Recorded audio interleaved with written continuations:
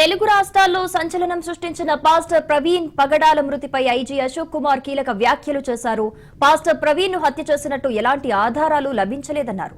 గత నెల 24న రాత్రి 11:40 ప్రవీణ్ మృతి చెందారని ఐజీ తెలిపారు. 15 రోజుల్లోనే కేసు దర్యాప్తు పూర్తి చేశామన్న ఐజీ అనుమానాల నేపథ్యంలో వివిధ కోణాల్లో దర్యాప్తు చేశామన్నారు. సీసీ ఫుటేజ్ ను సేకరించి పూర్తి స్థాయిలో దర్యాప్తు చేశామన్నారు.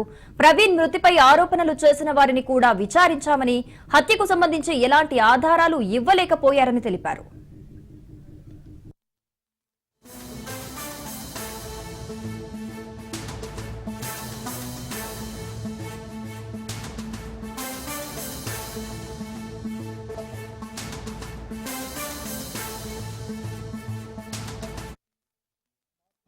తారీఖున శ్రీ ప్రవీణ్ కుమార్ గారు రాజమండ్రి అవుట్స్కట్స్లో మరణించడం జరిగింది. వారి డెత్ మీద చాలా రకాల అనుమానాలు వ్యక్తం చేయడము ప్రజలు కానీ వారి మిత్రులు కానీ, అందువల్ల ఈ కేసుని చాలా ప్రత్యేక దృష్టి కేసుగా పరిగణించి ఒక స్పెషల్ ఇన్వెస్టిగేషన్ టీంని కూడా రాజమండ్రి ఈస్ట్ గోదావరి ఎస్పీ గారి ఆధ్వర్యంలో ఏర్పాటు చేయడం జరిగింది. వారు దారిలో వస్తున్నప్పుడు వైన్ షాప్స్ కూడా వెళ్ళారు. హైదరాబాద్లో, తర్వాత కోదాడ దగ్గర, తర్వాత ఏలూరు దగ్గర. అక్కడ కూడా వైన్ షాప్ ఎంప్లాయీస్ కూడా మేము ఎగ్జామిన్ చేశాము. అక్కడ యూపీఐ పేమెంట్స్ చేశారు వారు. ఆ పేమెంట్ చేసిన ట్రాన్సాక్షన్స్ కూడా మేము కన్ఫర్మ్ చేసుకున్నాం. అక్కడ విట్నెస్తో కూడా మాట్లాడాము. దారిలో వారు 3 సార్లు వారికి యాక్సిడెంట్ అయింది రాజమండ్రి వచ్చే లోపల. ఒకటి సాయి ఫుడ్ ప్లాజా చీలకల్లు దగ్గర ఒకసారి మోటార్ సైకిల్ నుంచి పడిపోయారు. ఇక్కడ కీసరా టోల్ ప్లాజా దగ్గర కూడా వారు చాలా వేగంగా వస్తూ ఒక బంకుని గుద్ది పడిపోయారు. అప్పుడు అక్కడ ఉన్న అంబులెన్స్ స్టాఫ్, మెడికల్ స్టాఫ్ వెళ్ళి వారితో మాట్లాడి వారికి ఏమైనా ఫస్ట్ ఎయిడ్ కావాలని విచారించి వారితో మాట్లాడిన తర్వాత వారు నాకు అవసరం లేదని చెప్పేసి అక్కడి నుంచి బయలుదేరారు. సో వారు కూడా ఈ ఇన్సిడెంట్ని మాకు కన్ఫర్మ్ చేశారు. తర్వాత గొల్లపూడి దగ్గర వారు ఇండియన్ ఆయిల్ పెట్రోల్ బంక్ దగ్గర రీఫిల్ చేయించుకున్నారు. అక్కడ కూడా వారు ఈ డ్రంకన్ అండ్ డ్రౌజీ స్టేట్లో కనిపించారని చెప్పేసి పెట్రోల్ బంక్ స్టాఫ్ మాకు చెప్పారు. సో ఈ విధంగా ఓవరాల్ ఎవిడెన్స్ మీద మనకి ఫైండింగ్స్ అన్ని వచ్చాయి. సీసీటీవీ ఫుటేజెస్ ఇవన్నీ మీకు స్టెప్ బై స్టెప్ చూపిస్తాము. మొత్తం వారు హైదరాబాద్లో బయలుదేరినప్పటి నుంచి రాజమండ్రిలో వారు మరణించేంత వరకు కూడా ఎన్ని పాసిబిలిటీ ఉంటే అన్ని సీసీటీవీ ఫుటేజెస్ మేము కలెక్ట్ చేశాము. ఇక పాస్టర్ ప్రవీణ్ రోడ్డు ప్రమాదం వల్లే చనిపోయారన్నారు Eluru range IG Ashok Kumar. Bullet నుండి పడిపోవడంతో తలకు గాయాలయ్యాయని, రోడ్డు ప్రమాదం వల్లే గాయాలైనట్టు నిర్ధారణ జరిగిందన్నారు. ఎఫ్ఎస్ఎల్ రిపోర్టులో బాడీలో లిక్కర్ ఉందని తేలిందన్నారు. అధునాతన టెక్నాలజీతో కేసు దర్యాప్తు చేశామని, సోషల్ మీడియాలో హత్య అని పోస్టులు పెట్టారని, అసత్య ప్రచారం చేసిన వారికి నోటీసులు ఇస్తామని ఐజీ స్పష్టం చేశారు. పోస్టులు పెట్టారో దాదాపు ఇది 2 వీక్స్ ఇన్వెస్టిగేషన్ జరిగింది. చాలా మందికి నోటీసులు ఇచ్చాము, వచ్చారు. అడుగుతుంటే ఏం చెప్తున్నారు, సార్ మాకేం తెలుసు సార్, జనరల్గా మాట్లాడామని చెప్తున్నారు. ఎవరు కూడా ఏమాత్రం ఎవిడెన్స్ నిన్నటి వరకు కూడా ఇవ్వలేకపోయారు.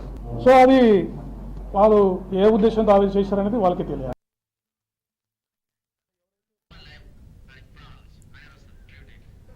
తెలుగు రాష్ట్రాల్లో సంచలనం సృష్టించిన పాస్టర్ ప్రవీణ్ పగడాల మృతిపై ఐజీ అశోక్ కుమార్ కీలక వ్యాఖ్యలు చేశారు. పాస్టర్ ప్రవీణ్ ను హత్య చేసినట్టు ఎలాంటి ఆధారాలు లభించలేదన్నారు.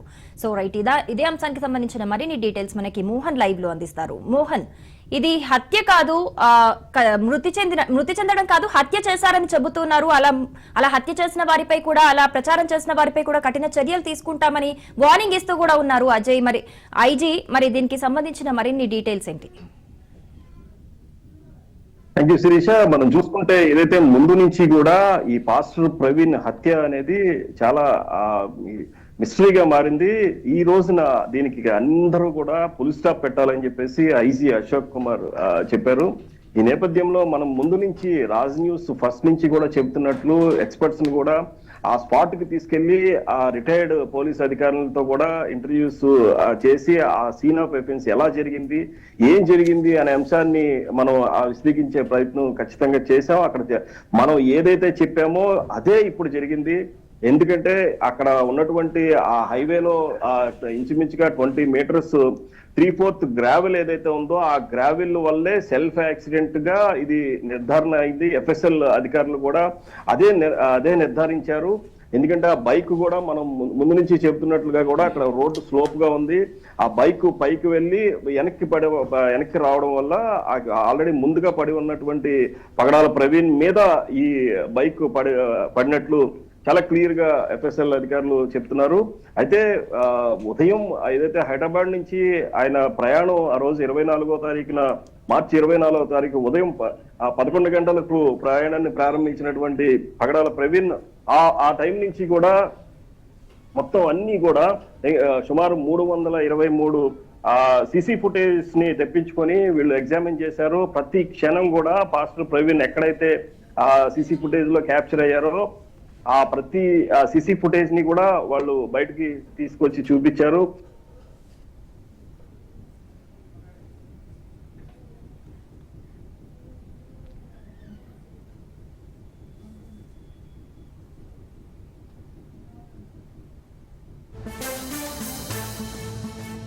దాదాపు ఇది 2 వీక్స్ ఇన్వెస్టిగేషన్ జరిగింది. చాలా మందికి నోటీసులు ఇచ్చాము, వచ్చారు.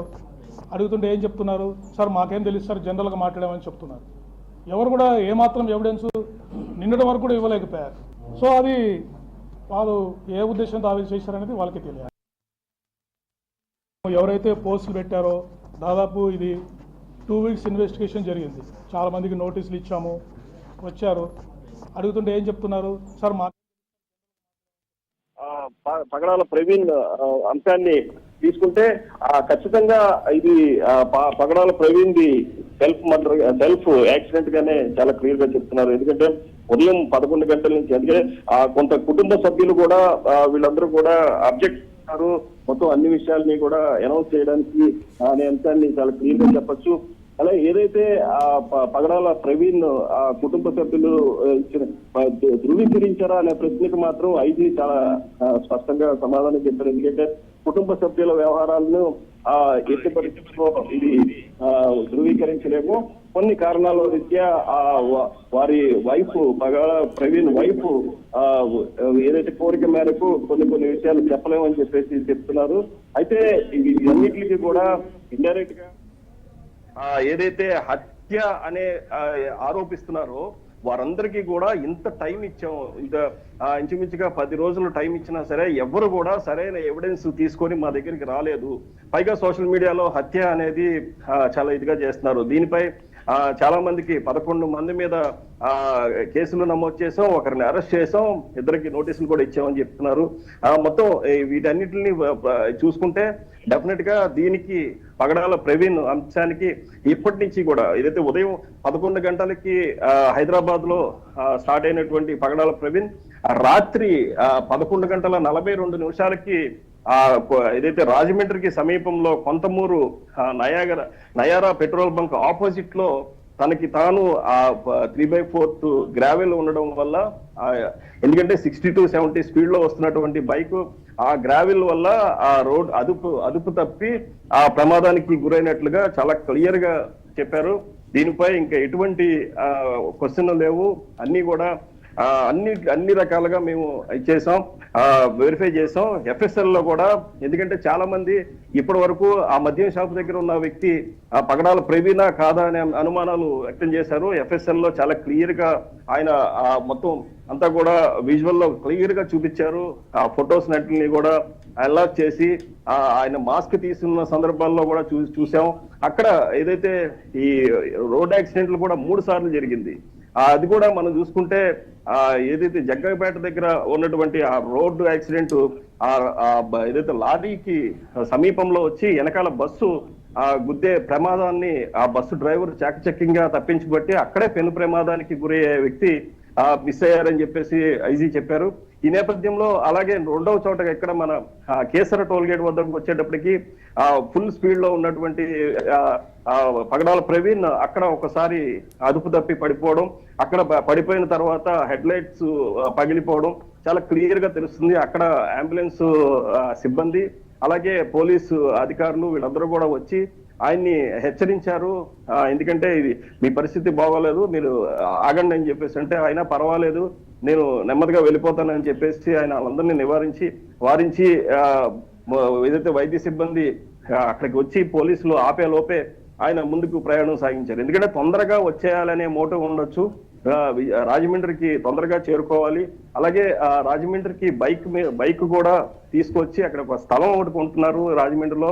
ఆ స్థలం నిమిత్తమే బైక్ తీసుకొచ్చి ఇక్కడ పెట్టేసి ఎందుకంటే ఫ్రీక్వెంట్ గా రావాల్సి వస్తుంది. ఇక్కడ లోకల్ గా ఏదైనా పనులు సమాచారం మేరకు ఇవన్నీ కూడా బైక్ పై చూడొచ్చు అని చెప్పేసి బైక్ తెచ్చుకుంటున్నట్లుగా ఆయన చెప్పారు.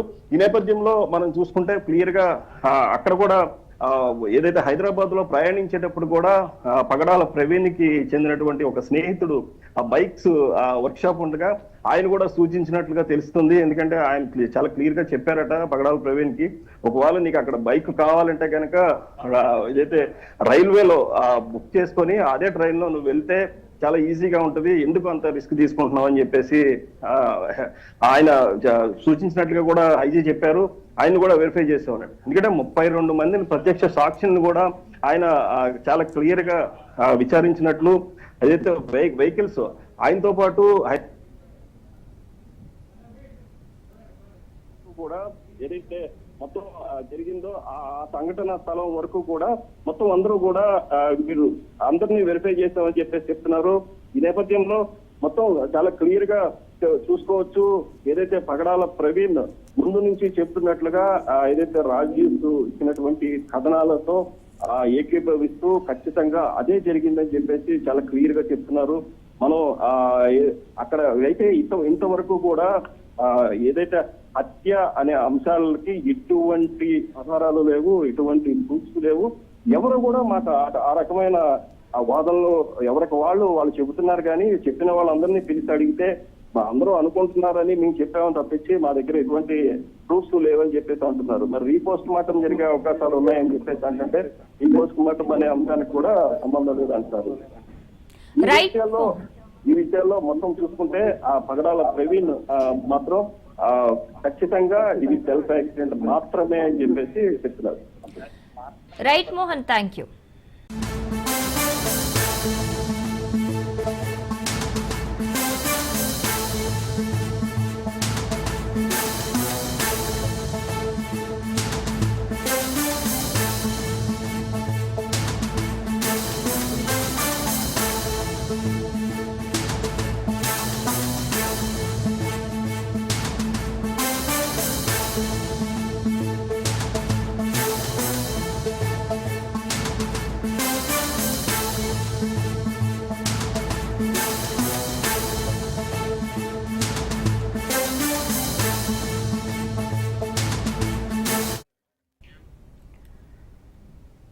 హనుమాన్ జయంతి సందర్భంగా హైదరాబాద్ నగరంలో వీర హనుమాన్ శోభాయాత్ర ప్రారంభమైంది. అనేక ప్రాంతాల్లో పోలీసులు ట్రాఫిక్ ఆంక్షలను విధించారు.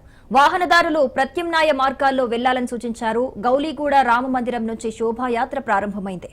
నగరంలో 12 కిలోమీటర్ల ఈ ర్యాలీ కొనసాగనుంది.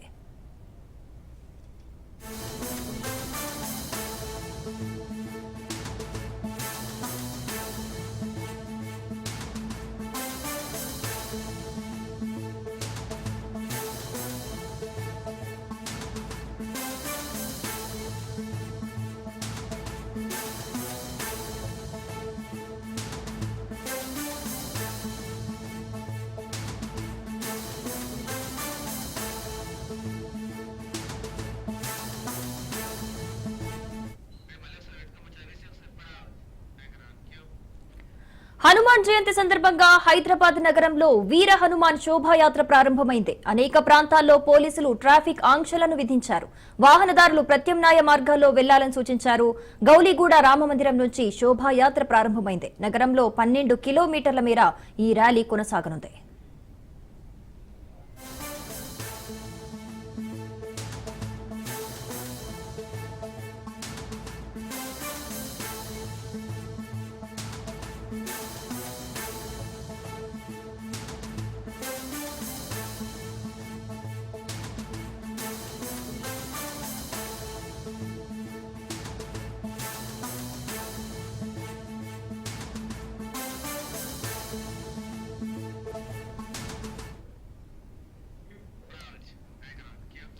హనుమాన్ జయంతి సందర్భంగా హైదరాబాద్ నగరంలో వీర హనుమాన్ శోభాయాత్ర ప్రారంభమైంది. అనేక ప్రాంతాల్లో పోలీసులు ట్రాఫిక్ ఆంక్షలను విధించారు. వాహనదారులు ప్రత్యామ్నాయ మార్గాల్లో వెళ్లాలని సూచించారు. గౌలీగూడ రామమందిరం నుంచి శోభాయాత్ర ప్రారంభమైంది. నగరంలో 12 కిలోమీటర్ల మేర ఈ ర్యాలీ కొనసాగనుంది.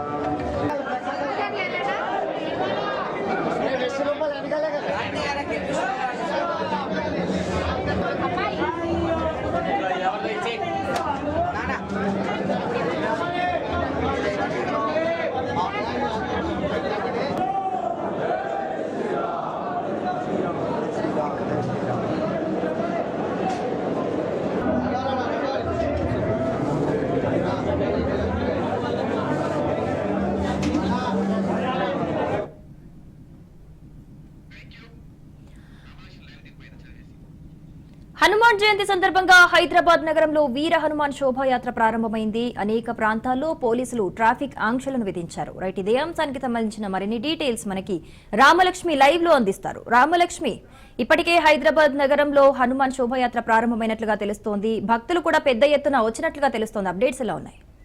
శోభాయాత్ర అయితే ఇప్పటికే మొదలైపోయింది. గౌలుగూడ హనుమాన్ మందిర్ నుంచి శోభాయాత్ర అయితే ఇప్పుడే మొదలైందని చెప్పాలి. శోభాయాత్ర మొదలైన దగ్గర నుంచి కూడా ఎక్కడికక్కడ రోడ్ల పైన బందోబస్తు పోలీసులు అయితే ఇప్పటికే ఏర్పాటు చేశారు. ఎలాంటి అవాంఛనీయ ఘటనలు ఏర్పడకుండా. సో ఇప్పుడు ప్రస్తుతం మనం చూసుకుంటే కనుక మొత్తం ఈ రోజు జరగబోయే ఈ హనుమాన్ యాత్రలో 13 కిలోమీటర్ల వరకు జరగబోయే ఈ హనుమాన్ యాత్ర గౌలుగూడ నుంచి మొదలుపెట్టి ఇది పుట్టినగౌలు చౌరస్తా నుంచి కోటి ఆంధ్రప్రదేశ్ చౌరస్తా, అలాగే డిఎంహెచ్ఎస్ దగ్గర నుంచి సుల్తాన్ బజార్ క్రాస్ రోడ్ వరకు, అలాగే transport infrastructure Kachiguda cross road నుంచి, అలాగే నారాయణగూడ ఇలా సికింద్రాబాద్లో ఉన్న ఈ ప్యారడైజ్ వరకు పార్లమెంట్ వరకు కూడా ఈ యొక్క శోభయాత్ర అనేది సాగుతుంది. సో ఇప్పుడు మొదలైన ఈ శోభయాత్ర రాత్రి 9 గంటల వరకు కూడా సాగుతున్న ఈ శోభయాత్రలో అనేక కట్టుదిట్టమైన ఆంక్షలు పోలీసులు విధిస్తున్న పరిస్థితి కనిపిస్తున్నాయి. ఇప్పటికే శోభయాత్ర జరుగుతున్న పరిస్థితి ఇది మొదట్లో, అలాగే శోభయాత్ర వెనకాల కూడా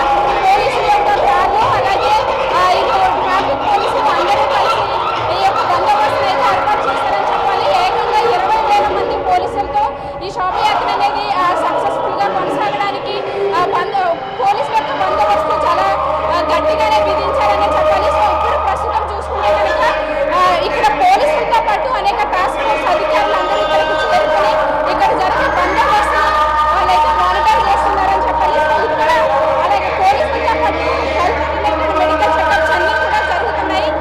ఎండాకాలం మూలంగా ప్రజలకు ఎలాంటి ఇబ్బంది కలగకుండా అక్కడ ఉన్న ప్రజలకి ఇమ్యూనిటీ కోసం అని చెప్పేసి ఇటు ఫుడ్ అంటే వాటర్తో పాటు అనేక రకాల ఆహార పదార్థాలు కూడా అందిస్తున్నారు. అలాగే ఒకవేళ ఎవరికైనా హెల్త్ పరమైన ఇష్యూస్ వస్తే వాళ్ళని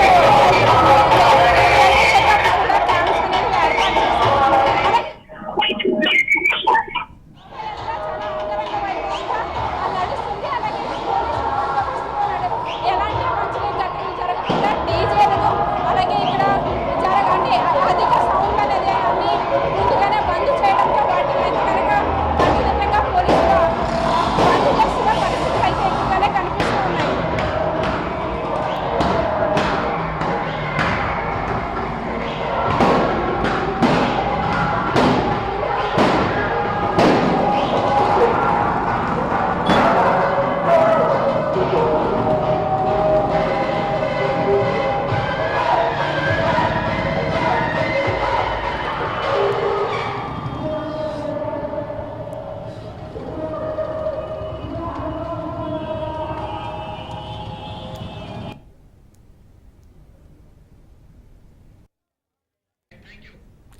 రైట్ రామలక్ష్మి, థ్యాంక్ యూ.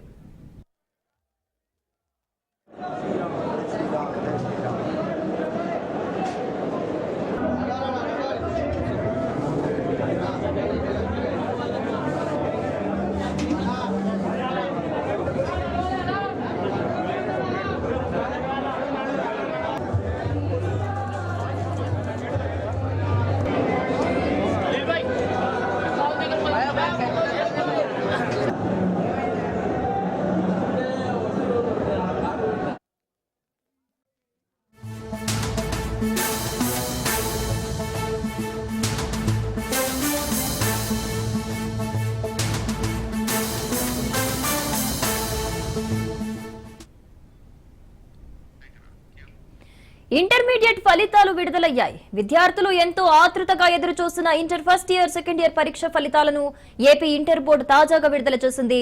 ఈ ఏడాది inter first year, second year కలిపి దాదాపు 10 లక్షలకు పైగా విద్యార్థులు పరీక్షలు రాశారు.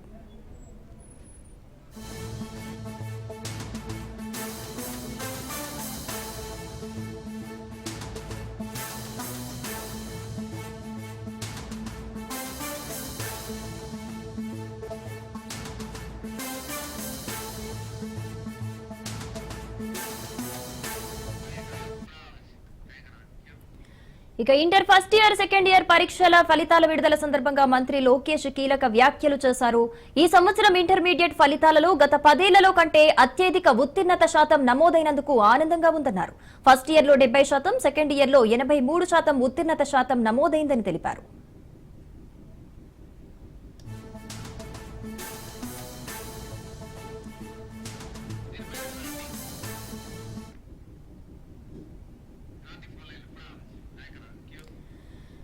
రైట్, ఇంటర్ రిజల్ట్స్ కి సంబంధించిన మరిన్ని అప్డేట్స్ మనకి క్రాంతి అందిస్తారు. క్రాంతి,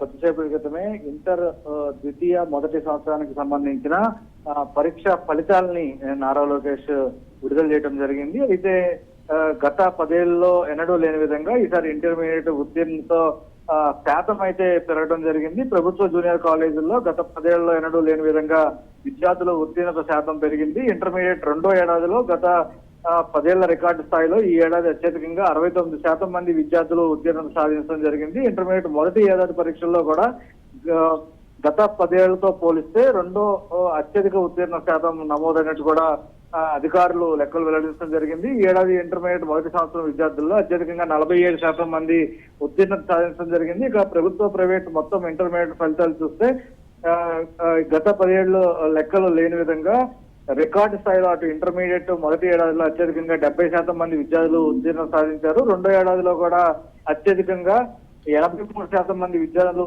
ఉత్తీర్ణత సాధించడం జరిగింది. జిల్లా పరంగా చూసుకుంటే ఇంటర్మీడియట్ మొదటి ఏడాదిలో పార్వతీపురం, మన్యం జిల్లాల్లో అత్యధికంగా 70% మంది విద్యార్థులు ఉత్తీర్ణత సాధించారు. ఇక అత్యల్పంగా విశాఖపట్నం జిల్లాలో 34% ఉత్తీర్ణత నమోదవడం జరిగింది. ఇంటర్మీడియట్ రెండో ఏడాదిలో అత్యధికంగా పార్వతీపురం, మన్యం జిల్లాలో 81% మంది విద్యార్థులు ఉత్తీర్ణత సాధించారు. అత్యల్పంగా విశాఖపట్నం జిల్లా 50% మంది విద్యార్థులు ఉత్తీర్ణత సాధించడం జరిగింది. ఇక వొకేషనల్ కి సంబంధించి తీసుకుంటే ఇంటర్మీడియట్ వొకేషనల్ లో కూడా గత 10 సంవత్సరాల రికార్డుకి సంబంధించి అటు విద్యార్థులు ఉత్తీర్ణత సాధించడం జరిగింది. ప్రభుత్వ జూనియర్ కాలేజీలో విషయానికి వస్తే ఇంటర్మీడియట్ వొకేషనల్ మొదటి ఏడాదిలో గత 10 ఏళ్లలో ఎన్నడూ లేని విధంగా అత్యధికంగా 64% మంది విద్యార్థులు ఉత్తీర్ణత సాధించారు. ఇంటర్మీడియట్ వొకేషనల్ రెండో ఏడాదిలో కూడా గత 15 సంవత్సరాలు తీసుకుంటే అత్యధికంగా 82% మంది ఉత్తీర్ణత సాధించడం జరిగింది. ఇక దీనికి సంబంధించి ప్రభుత్వ పరంగా అటు కాలేజీల పనితీరు గణనీయమైన మార్పు చోటు చేసుకుంటూ ఈ ఫలితాలకి సంబంధించి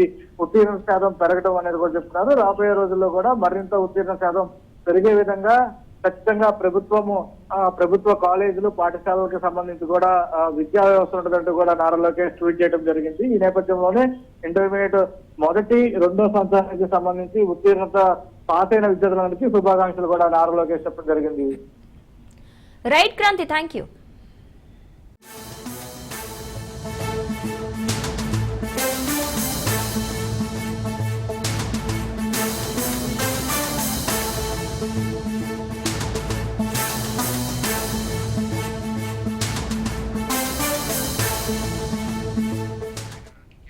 బ్రేకింగ్ న్యూస్ చూస్తున్నాం. తిరుమల శ్రీవారి ఆలయ మహాద్వారం వరకు భక్తులు చెప్పులతోనే వెళ్లారు. భక్తులు ఆలయంలోకి వెళ్లే సమయంలో అడ్డుకున్నారు సిబ్బంది. దీంతో భక్తులు మహాద్వారం దగ్గరే చెప్పులు వదిలేసి వెళ్లారు. వైకుంఠంలోకి వెళ్లే సమయంలో విజిలెన్స్, టీటీడీ సిబ్బంది గుర్తించలేదు. సాక్సులు ధరించారని సిబ్బంది పట్టించుకోలేదని సమాచారం. డయాబెటీస్ పేషెంట్స్ కావడంతో స్లిప్పర్స్ ను ధరించి క్యూ లైన్ లోకి చేరుకున్నట్లు తెలుస్తోంది. చెప్పులతోనే భక్తులు ఆలయం మహాద్వారం వరకు వెళ్లడంతో టీటీడీపై సోషల్ మీడియాలో దుష్ప్రచారం జరుగుతోంది.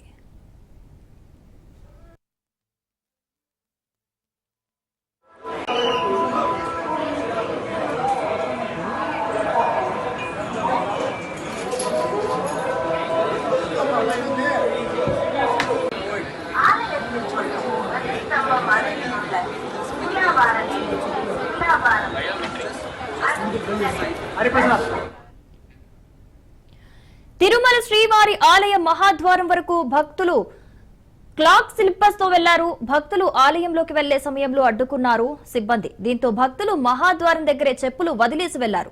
వైకుంఠంలోకి వెళ్లే సమయంలో విజిలెన్స్, టీటీడీ సిబ్బంది గుర్తించలేదు. సాక్సులు ధరించారని సిబ్బంది పట్టించుకోలేదని సమాచారం. డయాబెటీస్ పేషెంట్స్ కావడంతో స్లిప్పర్స్ ను ధరించి క్యూ లైన్ లోకి చేరుకున్నట్టు తెలుస్తోంది. చెప్పులతోనే భక్తులు ఆలయ మహాద్వారం వరకు వెళ్లడంతో టీటీడీపై సోషల్ మీడియాలో దుష్ప్రచారం జరుగుతోంది.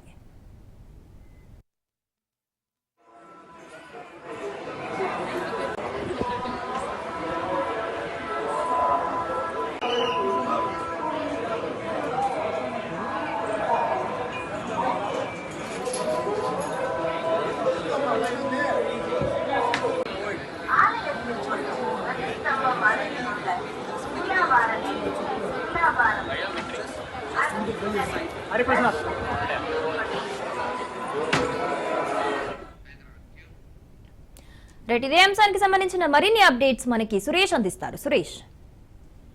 రైట్ శిరీష, అయితే తిరుమల తిరుపతి దేవస్థానం మరోసారి సోషల్ మీడియాలో దుష్ప్రచారం ప్రారంభించారు.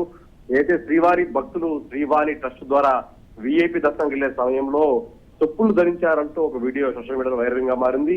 ఆ భక్తులు డయాబెటిక్ పేషెంట్ కావడంతో సాధారణంగా హోటల్లో జారీ చేసే క్లాత్ స్లిప్పర్స్ ను ధరించిన భక్తులు అక్కడ వైకుంఠం దగ్గర క్యూలో సిబ్బంది గుర్తించలేదు. ఆ తర్వాత ఆ భక్తులు మహాద్వారం వద్దకు వాటిని ధరించి వచ్చారు. మహాద్వారం వద్ద ఉన్న సెక్యూరిటీ సిబ్బంది వాటిని చూసి ఇవి చెప్పులు కాబట్టి ఆలయంలోకి అనుమతి లేదంటూ కూడా వాళ్ళు వారించారు. వెంటనే ఆ భక్తులు మహాద్వారం వద్ద ఉన్న క్యూ లైన్ వద్ద వదిలేసి ఆలయంలోకి వెళ్లి సోమవారం దర్శించుకున్నారు. అయితే దీని మీద వివాదం చెలరేగింది. వాళ్ళు చెప్పులు ధరించారంటూ కూడా మాజీ చైర్మన్ భూమన కరుణాకర్ కూడా విమర్శించిన పరిస్థితి. భద్రతా వైఫల్యం కనబడుతుంది. వైకుంఠం నుంచి శ్రీవారి ఆలయం వరకు ఏ సిబ్బంది గుర్తించకపోవడం, అటు భద్రతా దొరకడం కనబడుతుంది. కాబట్టి ఆ రకంగా టీడీసీ మీద రాజీనామా చేయాలని డిమాండ్ చేశారు. మరోవైపు ఇది ఆ క్లాస్ తో కూడిన చెప్పులని భక్తులు అంటున్నారు. షుగర్ వల్లే మేము డయాబెటిస్ మాకు ఉంది కాబట్టి మేము వేసుకొచ్చామని వాళ్ళు అంటున్నారు. వైకుంఠంలో సిబ్బంది కూడా అది సాక్షిలాగా భావించి ఆలయంలోకి అనుమతించామని వాళ్ళు అంటున్నారు. దీని మీద వివాదం చెలరేగింది. అటు భక్తుల మనోభావాలు కూడా ముడిపడిన అంశం కాబట్టి ఆ రకంగా చర్యలు తీసుకోవాలని ప్రతిపక్ష నాయకులు కోరుతున్నారు. Shirisha. Right Suresh, thank you.